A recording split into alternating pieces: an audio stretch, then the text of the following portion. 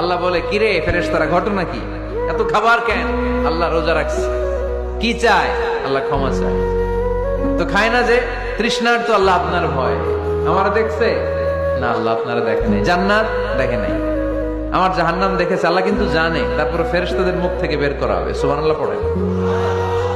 আমার জাহান্নাম দেখেছি কিনা বলো। ফেরেশতারা বলে, না জাহান্নাম দেখে নাই। আমার জান্নাত দেখেছে কিনা বলো। জান্নাতও দেখে নাই, কিছুই দেখে নাই, আপনারেও দেখে নাই। আল্লাহ এবার খুশি হয়ে যাবে।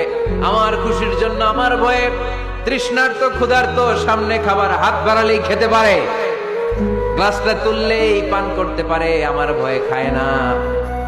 আমার ক্ষমা চায়, আমার কাছে ক্ষমা প্রার্থনা করে। এখন আমার বান্দা যা দোয়া করবে, বান্দার সব দোয়া আমি কবুল করে নেব। আল্লাহর ভালোবাসা